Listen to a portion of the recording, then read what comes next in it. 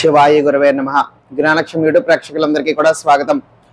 చాలా మంది నాకు మెయిల్స్ మెసేజెస్ అన్ని కూడా పెడుతూ ఉన్నారు. ఎవరైనా కూడా ఈ విధమైనటువంటి ప్రయోగం కానీ, నరధిష్టి కానీ, నరఘోష కానీ, లేకపోతే ఏదైనా కూడా క్షుద్ర ప్రయోగం కానీ, బ్లాక్ మ్యాజిక్ వంటివి కానీ, ఇటువంటివి ఎలాంటివైనా సరే, గాలి దెయ్యము ఏమైనా సరే అవన్నీ కూడా నిర్మూలించటమే కాకుండా ఎవరైతే చేసి ఉన్నారో వాళ్ళ పట్ల మళ్ళీ కూడా తిప్పి కొట్టడం అనేటువంటిది ఎలా అంటే, ఇప్పుడు మన యొక్క పురాణాల గురించి వస్తే కనుక శ్రీకృష్ణ పరమాత్ముడు అంతటి వాళ్ళు కూడా చెప్పారు, ఎవరి యొక్క కర్మానుసారము మళ్ళీ కూడా వాళ్ళకి తిరిగి అది వస్తుంది, అది చేరుతుంది. మనం చేసినటువంటి కర్మ మంచిదైతే మనకి మంచి తిరిగి వస్తుంది, చెడ్డదైతే మనకి మళ్ళీ కూడా తిరిగి చెడు అనేటువంటిది తిరిగి మనకి చేరుతుంది. అదే విధంగా ఎవరు చేసినటువంటి యొక్క పాపకర్మ ఏదైతే ఉందో వాళ్ళు కూడా అదే విధమైనటువంటి దుస్థితికి వాళ్ళు కూడా వస్తారు, వాళ్ళు చేసింది కనుక తప్పైతే కనుక. కాబట్టి ఈ రోజు నేను మీ అందరికీ కూడా ఒక సిద్ధి అయినటువంటి ఒక శాభర మంత్రం చెప్తున్నాను. అది కాలభైరవ స్వామి వారి యొక్క మంత్రము, అది స్వయం సిద్ధ శాభర మంత్రము. ఈ యొక్క మంత్రము ఎప్పుడైతే నేను మీకు ఈ యొక్క సాధన గురించి ఏ విధంగా వాడాలో చెబుతానో, మీకు చేసినటువంటి వాళ్ళు ఎవరైనా సరే, అది మీకు ముఖ్యంగా మీకు వాళ్ళు తెలియని అవసరం లేదు. ఫలానా వీళ్ళ గురించి వాళ్ళ పేర్లు అవి కూడా ఏమి కూడా మీరు మంత్రంలోనో సాధనలోనో ఎక్కడ కూడా వాడని అవసరం లేదు. మనకి తెలియకపోయినా కూడా ఆ యొక్క భైరవుడు అంటే ఆ యొక్క ఈశ్వర స్వరూపుడైనటువంటి భైరవుడు కాలాతీతుడు అని అంటాం. కాబట్టి కాలానికి అధిపతి, అతనికి తెలుస్తుంది కదా ఎవరు చేశారు ఏంటిది అని చెప్పి. మీరు ఎప్పుడైతే ఈ యొక్క ప్రక్రియ చేస్తారో మీకు అటువంటి దుస్థితి కలగడానికి కారణం ఎవరో మీకు రక్షణ కల్పించి మీకు నిర్మూలన చేయటమే కాకుండా చేసినటువంటి వాళ్ళ మీద స్వయంగా ఆయన యొక్క త్రిశూలం విసరటం అనేటువంటిది జరుగుతుంది. దానితో ఎవరైతే కానివ్వచ్చు, అది ఎవరైనా సరే వాళ్ళకి తిరిగి వెళ్ళి తగులుతుంది అనమాట ఆ యొక్క దెబ్బ అనేటువంటిది.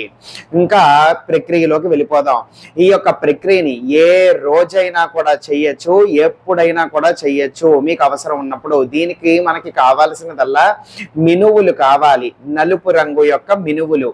ఈ నలుపు రంగు యొక్క మినువులు తీసుకోండి. చక్కగా ఏ రోజైనా ఎప్పుడైనా సరే మీరు శుద్ధంగా స్నానం అనేటువంటిది ఆచరించిన తర్వాత ఏదో ఒక ఆసనం వేసుకుని కూర్చోండి. కూర్చొని మీ యొక్క కుడి చేతుల్లో ముఖ్యంగా గుర్తు పెట్టుకోండి, నేను ఇప్పుడు ఫలానా ఈ రంగు వాసనమే వాడాలి, లేకపోతే ఫలానా ఈ దిక్కున తిరిగే మీరు కూర్చోవాలి, లేకపోతే పూజా మందిరంలోనే కూర్చోవాలి. ఇలాగా నేను ఏదైనా కూడా ప్రత్యేకంగా మీకు చెప్పలేదు అని అంటే అవి అవసరం లేదు, వాటి గురించి ఆలోచించాల్సిన అవసరం లేదు. ఏ విధంగా వీలైతే ఆ విధంగా మీరు అక్కడ చెయ్యొచ్చు అని దానికి అర్థము. ఎందుకు అంటే నేను 1, 2 చెప్పకపోయినా కూడా మళ్ళీ వాటి గురించి ఏ మాల వాడచ్చండి, ఈ మాలతో చేసుకోవచ్చా, ఆ మాలతో చేసుకోవచ్చా అని అడుగుతున్నారు. నేను ఏదైనా ప్రత్యేకంగా ఒక మాలతో చెయ్యాలి అని చెప్పాను అని అంటే దాని యొక్క శక్తి ఫలితం అనేటువంటిది ఆ మాలతో చేస్తేనే వస్తుంది. ఇతర మాలలు ఏమి వాడకూడదు. ఇతర మాలలు వాడినా పర్వాలేదు అన్నప్పుడు నేను చెప్పడంలోనే ఆ మాలల గురించి చెబుతాను, లేకపోతే ఇది వాడచ్చు లేకపోతే ఇది వాడచ్చు అని చెప్పి. చెప్పలేదు అని అంటే వాటి గురించి మీరు ఆలోచించాల్సిన అవసరం లేదు. చెప్పాను అని అంటే అది యాజ్ ఇట్ ఈస్ గా చెయ్యండి. ఎందుకంటే ఇవేమీ కూడా నేను కనిపెట్టినవో నా సొంతంగానో చెప్తున్నటువంటివి కాదు, ఉన్న తంత్ర శాస్త్రాల ప్రకారంగా ఉన్నటువంటివే నేను మీకు అందిస్తున్నాను. అయితే ఇప్పుడు గుర్తుపెట్టుకోండి, చక్కగా ఏదైనా కూడా ఆసనం వేసుకుని కూర్చోండి. మీ యొక్క కుడి చేతిలో ఈ యొక్క మినువులు అనేటువంటిది పట్టుకోవాలి. మినువులు అనేటువంటిది పట్టుకుని చక్కగా భైరవుడి మీదన విపరీతమైనటువంటి భక్తి, శ్రద్ధ, నమ్మకము అనేటువంటిది ఉండాలి. జై భైరవాయ అని ఒక 3 నుంచి 5 సార్లు మనసులో తలుచుకోండి. తలుచుకున్న దాని తర్వాత ఈ చేతిలో ఈ యొక్క మినువులు పట్టుకున్నారు కదా, ఆ యొక్క మంత్రాన్ని ఒక 11 సార్లు చెప్పండి. 11 సార్లు చెబుతున్నప్పుడు ఆ యొక్క మంత్రంలో ఏ వ్యక్తి అయితే ఈ బాధితుడు ఎవరైతే ఉన్నారో, అంటే బాధితుడు అంటే ఎవరికైతే ఇటువంటి గాలో దెయ్యమో దూలో సోకింది అని ఎవరైతే అనుమానాస్పదమైనటువంటి వ్యక్తి ఉన్నారో, ఎవరైతే భరిస్తున్నాడో, ఎవరైతే ఇబ్బంది పడుతున్నాడో, అంటే మీ వాడు, లేకపోతే మీకే ఇటువంటి దుస్థితి ఉన్నా కూడా మీరు చేసుకోవచ్చు, లేకపోతే మీ యొక్క కుటుంబ సభ్యులకో, మీ యొక్క స్నేహితులకో, మీ వాళ్ళు ఎవరైనా ఉన్నా కూడా మీరు ఈ యొక్క ప్రక్రియ అనేది చేయొచ్చు. అయితే ఈ యొక్క ప్రయోగం కావచ్చు, ఈ యొక్క దుష్టశక్తి యొక్క ప్రభావం కావచ్చు, ఎవరైతే భరిస్తున్నటువంటి వాడు ఉన్నాడో వాడి యొక్క పేరు అనేటువంటిది అక్కడ చెప్పాలన్నమాట. మంత్రంలో ఒక చోట వస్తుంది, అది నేను మెన్షన్ చేసి నేను మీకు మంత్రం చెప్పే సమయంలో చెప్తాను. ఆ యొక్క స్థానంలో మాత్రం మంత్రంలో ఇంటి పేరుతో సహా ఆ వ్యక్తి యొక్క పేరు చెప్పాలి. అంటే ఆ వ్యక్తికి రక్షణ కల్పించమని, ఎవరికైతే రక్షణ కల్పించాలో ఆ వ్యక్తి యొక్క పేరు అనేటువంటిది చెప్పాలి. ఆ విధంగా 11 సార్లు చెప్పాలి. 11 సార్లు చెప్పిన తరువాత ఆ రక్షణ ఎవరికైతే మనం కల్పించాలనుకుంటున్నామో ఆ వ్యక్తి చుట్టూరా ఆ యొక్క మినువులు ఒక 7 సార్లు తల చుట్టూరా తిప్పి గాలిలోకి విసిరేసేయాలి. అర్థమవుతుందా?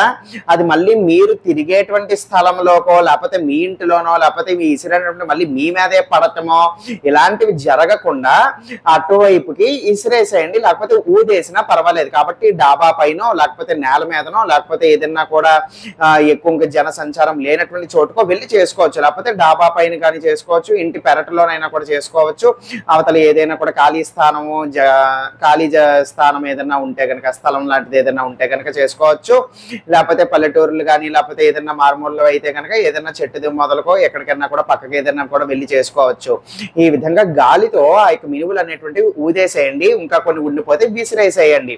విసిరేసిన తర్వాత ఇంకా ముఖం తిప్పుకుని చూసేయండి. అవి ఎక్కడ పడ్డాయి, ఎలా పడ్డాయి అనేటువంటివి గమనించొద్దు, చూడొద్దు. అర్థమైంది కదా? ఈ విధంగా చెయ్యండి. అప్పుడు ఏ వ్యక్తి కోసం అయితే మనం ఆ మంత్రంలో కూడా ఉచ్చరించి యొక్క ప్రక్రియ అనేటువంటిది చేసామో ఆ వ్యక్తికి రక్షణ కలగటమే కాకుండా ఆ వ్యక్తి అటువంటి దుస్థితికి ఆ పరిస్థితికి రావటానికి కారణం ఎవరైనా సరే ఏదైనా సరే వాళ్ళని భైరవుడు చూసుకుంటాడనమాట, విడిచిపెట్టడు. వాళ్ళకి తిప్పి తగులుతాయి అన్నమాట అవి. అర్థమైంది కదా? ఇప్పుడు ఆ యొక్క మంత్రం అనేటువంటిది తెలియచేసి వీడియో అనేటువంటిది ముగిస్తాను. ఓం నమో కాలభైరవాయ మసానవాల చౌషష్ట యోగిని కరేతమాష ఉడద్కి ముఠ్ఠీ రఖతా ओम नमो काल भैरवाय तेरा नाम बन जावे मेरा काम दया करो क्षमा करो पीड़ित का नाम. ఇప్పుడు ఈ యొక్క పీడిత్ కా నాము అంటే ఎవరైతే పీడింపబడుతున్నారో వాళ్ళు అని అర్థం అన్నమాట. కాబట్టి ఇక్కడ పీడిత్ కా నామ్ అని ఉన్న చోట క్షమా కరో తర్వాత ఆ వ్యక్తి యొక్క ఇంటి పేరుతో సహా ఆ యొక్క పేరు అనేటువంటిది చెప్పాలి.